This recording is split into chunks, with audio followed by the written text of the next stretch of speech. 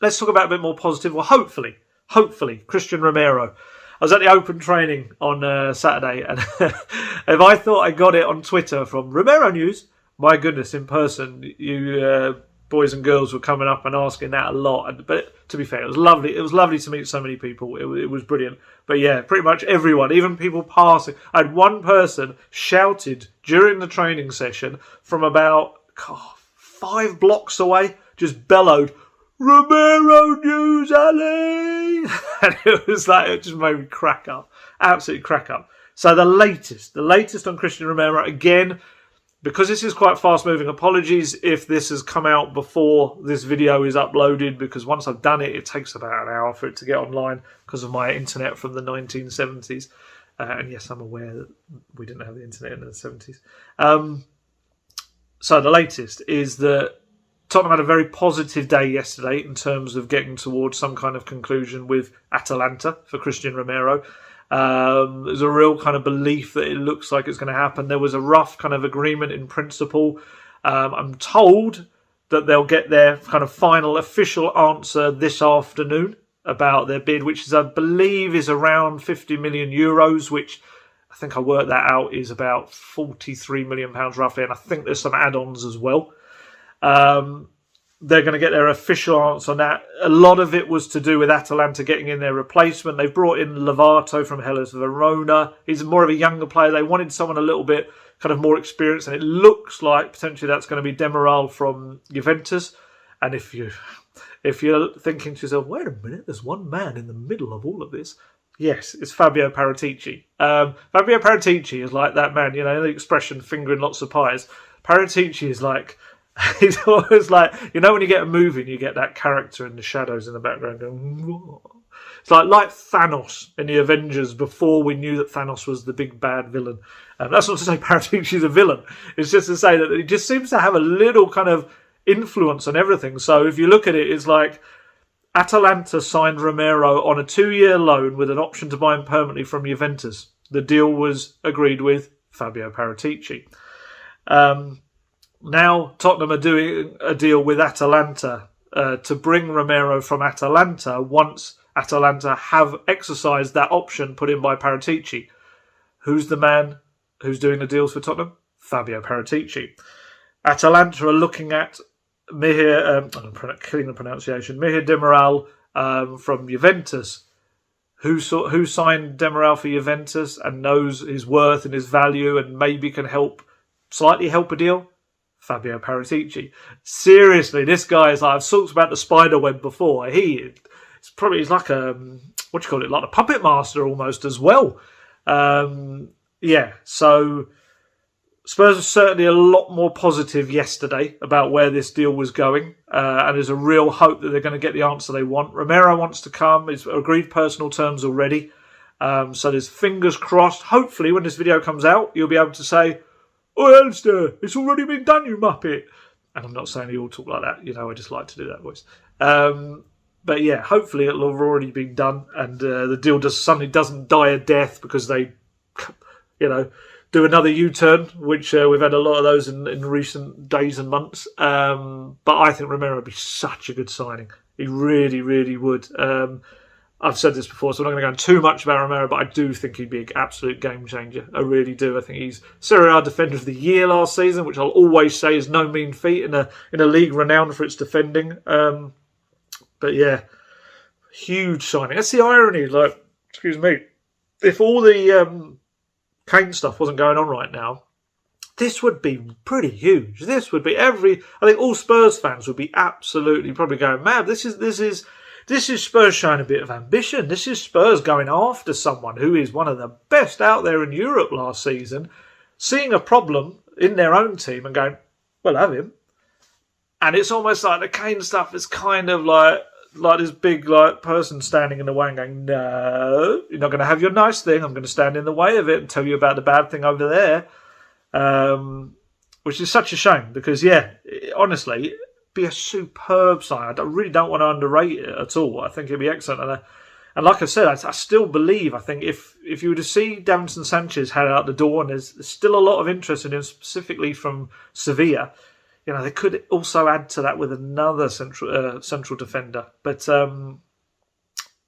fingers crossed. Fingers crossed that even by the time this comes out, we'll have had them formally accept the offer, and then I think once you see that happen, things will move very quickly. Because, like I say, personal terms have already been agreed, and then it's just a case, it would be of getting Romero over to England, starting the isolation process, doing his medical once he's over. He may even be able to do part of it in Italy, and just cracking on, and maybe getting him here in time for the Man City game. I think that would be a push.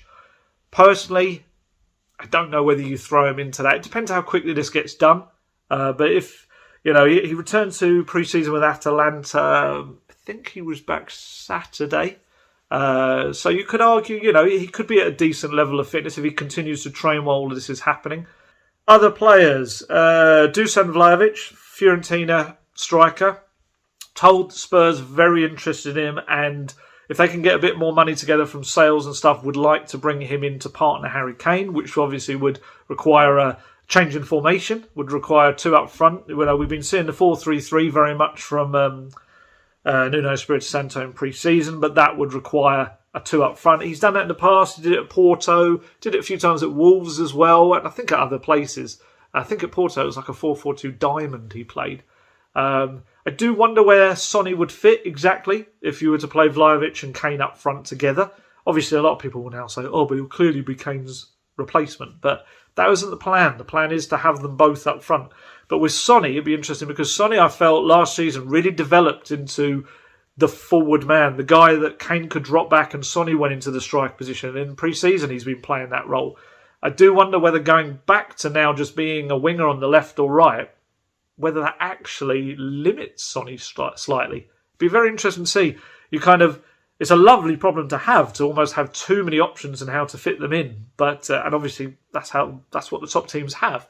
But yeah, I'd be fascinated to see if they can get Vlahovic, who looks like could be anywhere between 40 up to £50 million, which is big, and that's very much a departure for Tottenham and strikers away from a cheaper young striker like Janssen, a cheaper older striker like Llorente, or a lone striker like Carlos Vinicius. This would be very much a statement. This is the thing to me as well, that ironically Kane, wants to go, but at this point, if they were to get Vlahovic as well, if you were to get, certainly you look at Romero and Vlahovic and you think that's two big players that come straight into it. That is quite ambitious.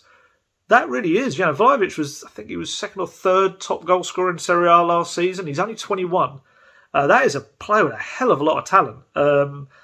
And, with Romero, like I say, is a game changer in defence. I really feel, and a lot of people that cover Italian football have said, he could be, I'm not talking about the level of quality right now, but certainly in terms of going forward, could have the effect of a Van Dijk did on Liverpool. You could maybe even say, although he's probably not as universally loved or lauded, but like a Harry Maguire has done for the United defence and stuff like that, they're saying that he could be that kind of person. He's only 23 as well. And I think certainly I've been speaking to some people involved in Takahiro Tomiyasu potential deal, and they're confident that when the Olympics are done that Tottenham will sign him. Obviously that remains to be seen. There's probably a lot more to go, and it all would depend on finances as well, but certainly he as a right back who can also play at centre back that'd be a very good signing as well. He's got a lot of people kind of singing his praises right now, Tomiyasu. I think he could be a good, it could be a very good transfer window. But then, hey, I said that last year, and then the one missing link probably was that starting star centre back. Obviously, I still believe Joe Rodon will become a very, very good centre back. But yeah, so what do I go? Vlahovic, Spurs like Danny Ings, of course, as well. I think that's probably more difficult to do than the Vlahovic deal, which sounds weird, but I think it is, because I do wonder, and I think I've said this before, so sorry if I'm repeating myself, but I do wonder if City don't get Kane, whether they bring in Danny Ings as a British player on more of a short-term basis, because this is the other thing for Kane. This is where I maybe understand the kind of the need to try to get out there this summer, because I do believe next summer you're going to have Haaland from Dortmund. I think his clause comes into effect. Isn't he available for 75 million, something like that? I think there's supposed to be something to do with Mbappe can go as well for a lesser fee.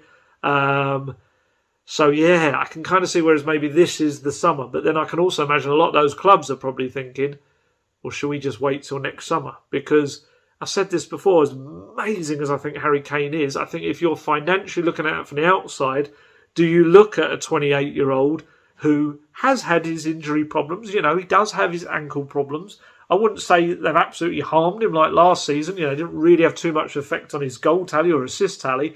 But I suppose if you're looking at it from a brutal, cold light of day financial point of view, if you look at someone like Haaland, who is he 2021? Look at Mbappe, obviously he's around the same age. And then you look at Kane, who's 28, he's just turned 28, and you kind of wonder, is that sort of money better spent on a younger player who you get a longer term thing? I'd probably maintain, and I think Kane's people would probably say, you're probably going to get a good 4 or 5 years out of him at the top level still. But I can understand how some clubs might look at that in a certainly different way.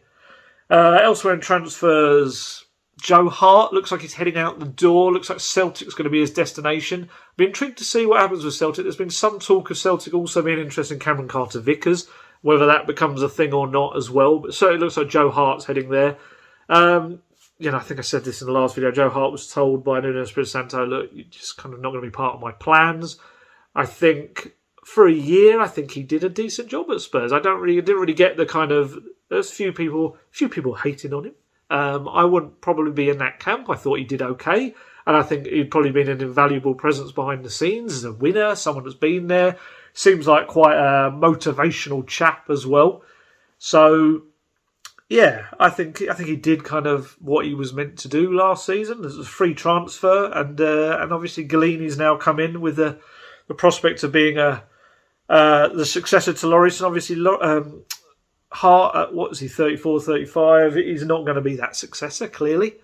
So, yeah, I think it'd be a good move for him, Celtic. I think it really would. Who else we got? Serge Aurier, Moussa Sissoko, obviously Spurs still trying to get them both out the door. It's a difficult one with Moussa Sissoko. I was told, when was I told this?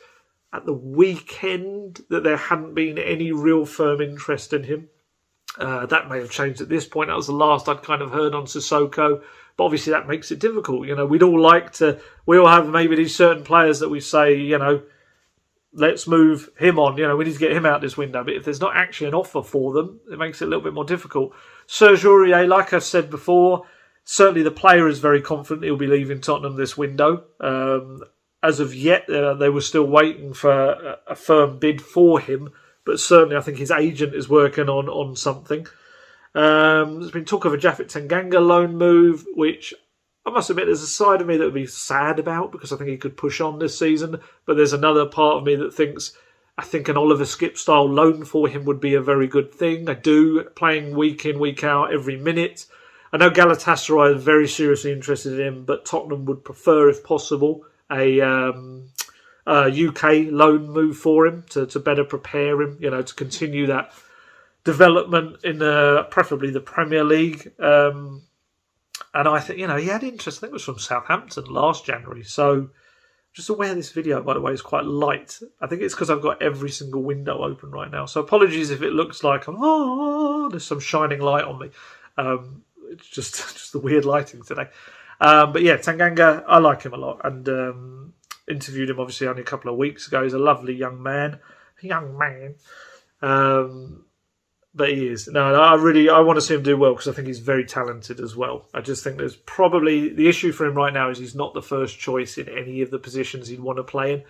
And I think if that's the case, then maybe a loan move is best for him.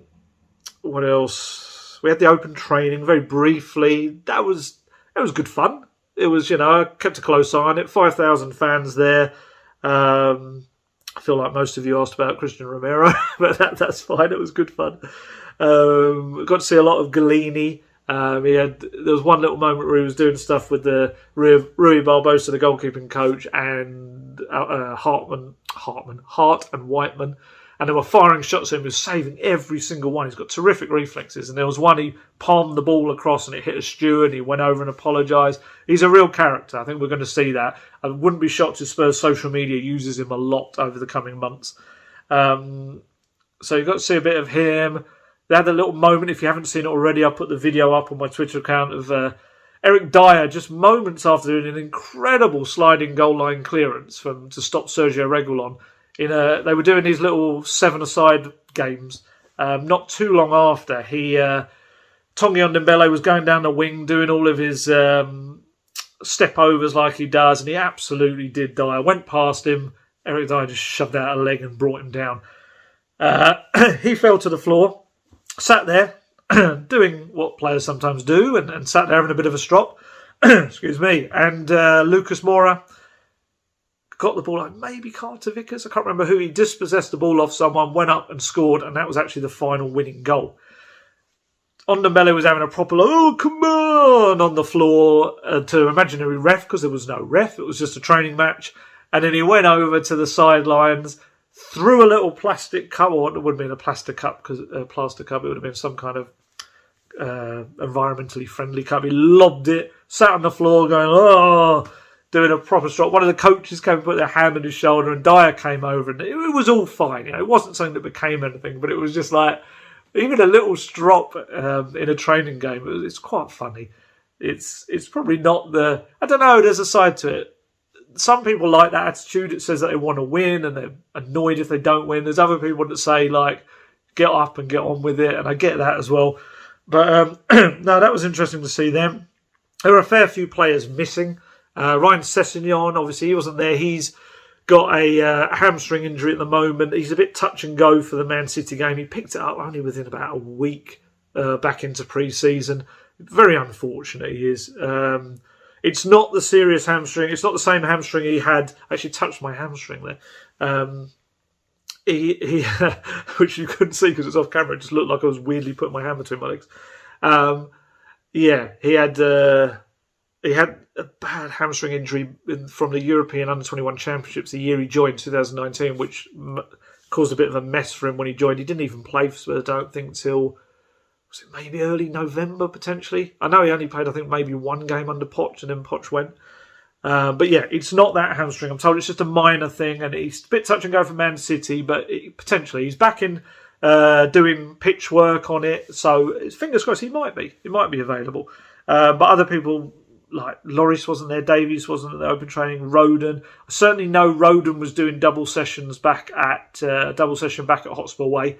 And I'd imagine there's other players were doing that as well, just to get them ready, get them up to the Espirito Santo fitness levels before. He's been doing that. You know, there's been matches where, I mean, we saw it against MK Dons, Winks and Dyer weren't involved, and that's because they were, you know, continuing their training. So he's managing the workloads quite carefully with them all.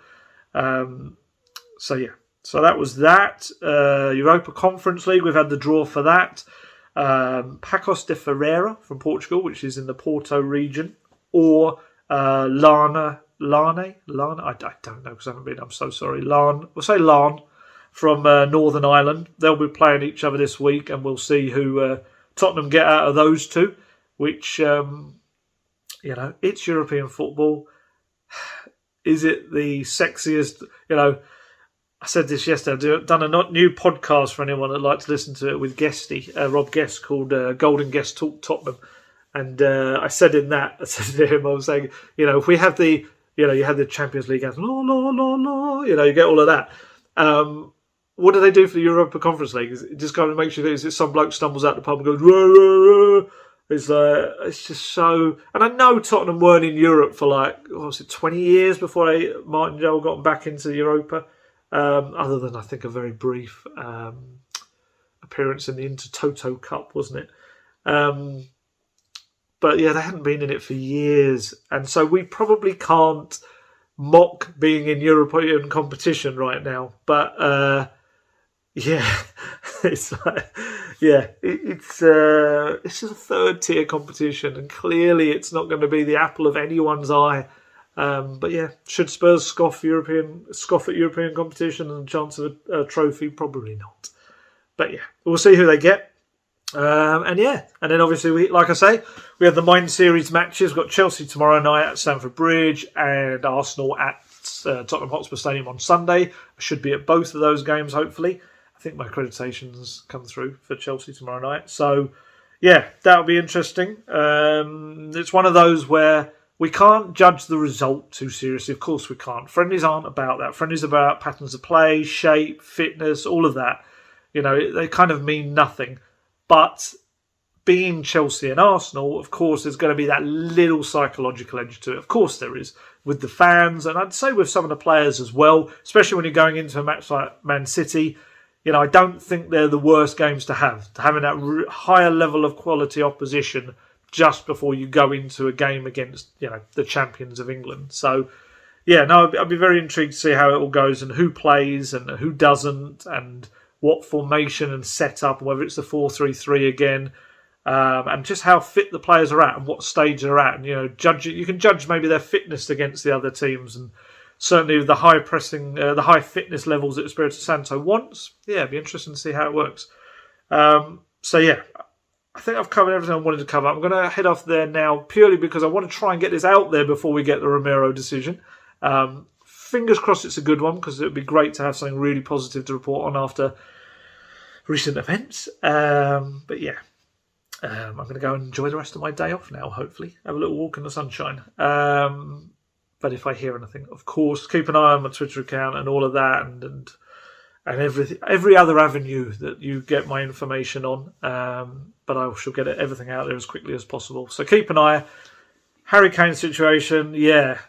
I'm intrigued to see just how quickly he can return to training. And I do believe that will be because of isolation issues. And whether it has to be, you know, whether we get some photos at some point just of him on his own and you can clearly see he's on his own. Because I can't see how he gets back into group training anytime soon. And I think there's probably going to be a little bit more to that to come out as well. So yeah, so there you go. That's it. As always, stay safe, stay healthy, look after yourselves, and I shall catch you later. Goodbye.